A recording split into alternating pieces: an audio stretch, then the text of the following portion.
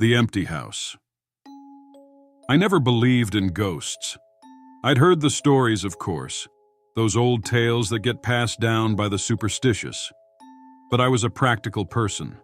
If you could explain something with logic, you did. If there was a bump in the night, it was just the house settling. If something seemed off, it was because I had been working too hard or wasn't getting enough sleep. Simple as that. But then there was the house. My house. It started small, as these things do. A flicker in the corner of my eye. Just a shadow darting across the hallway when I was half awake, and I'd brush it off.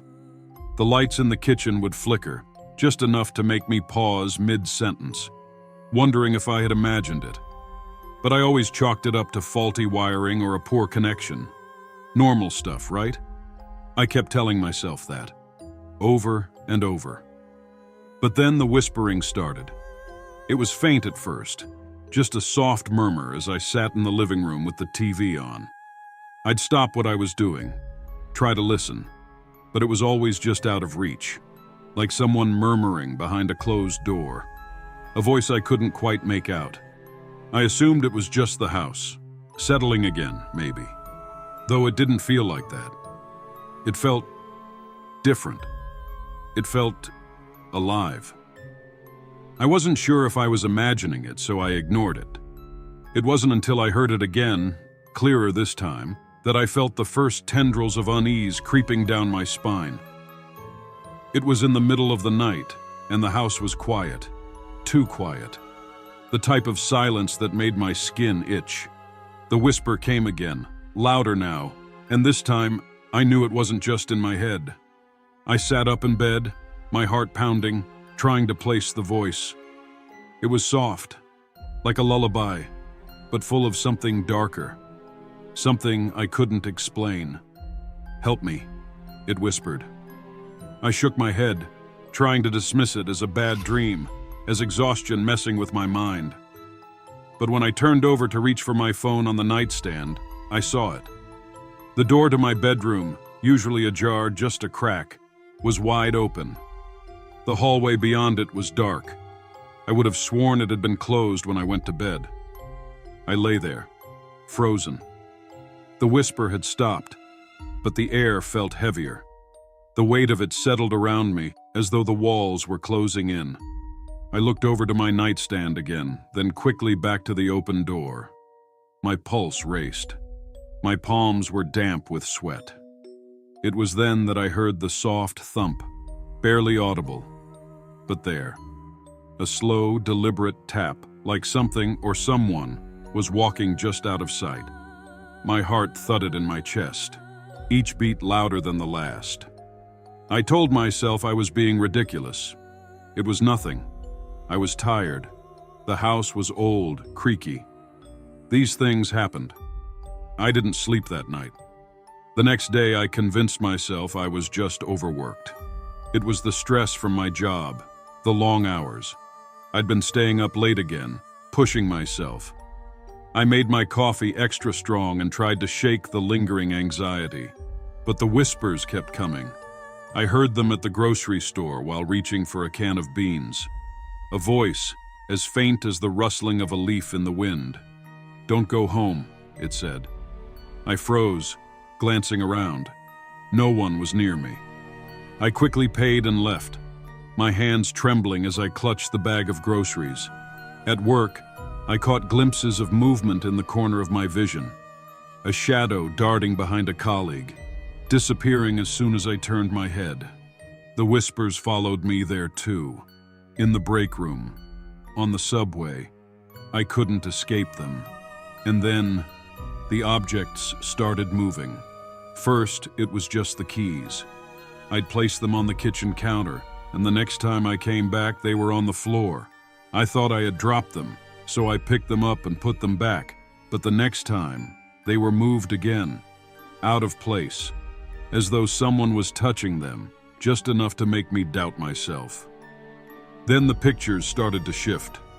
One evening, I came home to find my grandmother's old photo, framed in silver, lying face down on the floor. I couldn't remember the last time I had even touched it. I picked it up, placing it carefully back on the shelf, but the next morning it was on the floor again. I felt my anxiety rising. There was no way I was imagining this. Something was wrong. Something was happening to me. I tried to talk to my friends, but they didn't believe me.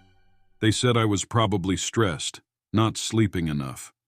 You're just overthinking things, they told me with a sympathetic smile. I could see it in their eyes. They thought I was crazy, but I wasn't crazy. I knew it. I felt it. Then one evening, as I sat on the couch, the temperature in the room dropped. It wasn't gradual. One moment I was comfortable, and the next, I could see my breath misting in the air. I looked around, my heart pounding. The windows were closed. The heater was off. I stood up shivering and went to the thermostat. The temperature had dropped several degrees in seconds. I reached for the light switch to turn on the lamp, but it flickered until it went out completely. That's when I saw her, a figure, just standing in the corner of the room. She was tall, her body long and thin, shrouded in darkness. Her face, it was obscured by shadow, but I could feel her eyes on me, cold and unblinking. The air seemed to press in around me, suffocating me. I couldn't breathe. "Who are you?" I gasped, the words escaping in a terrified whisper. The figure didn't move, but the whispering started again, louder this time, echoing through the room. "Help me," the voice crooned. I tried to move, but my body wouldn't obey. My legs felt like stone, my chest tight. I felt like I was drowning. And then, just as suddenly as it appeared, she was gone. The air returned to normal. The light flickered back on. I blinked, looking around the room, but there was no one there. I ran. I didn't care how crazy I looked or how foolish I felt. I grabbed my things and left. I had to get out of that house. But when I returned the next day to grab the last of my belongings, I found something waiting for me. A note, written in a handwriting I didn't recognize. "She was always with you. She's never leaving." I dropped the note, my breath caught in my throat.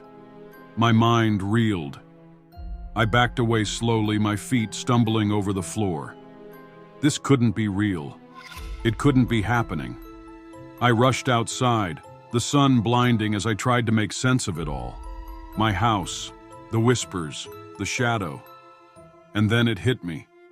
Something that felt like a punch to my gut. I knew this house. I had lived here my whole life, but I never remembered her. It was the same house I grew up in, the same house my parents died in. They had died in a fire that never quite made sense. They never found the cause. The police had chalked it up to faulty wiring, but I had always felt something, an emptiness. I walked back into the house, my feet heavy, my mind whirling. The walls seemed to close in around me. The air felt colder and the shadows longer. I wasn't alone. I never had been. The figure was still there, in the corner, watching me with those cold eyes. But now I understood. The house wasn't haunted. I was. Thank you for reading The Empty House. I hope this story brought chills and captivated your imagination. If you enjoyed it, please subscribe to NoSleep Tales on YouTube for more spine-tingling narratives. Share your thoughts and let me know what themes or elements you'd like to see in future stories.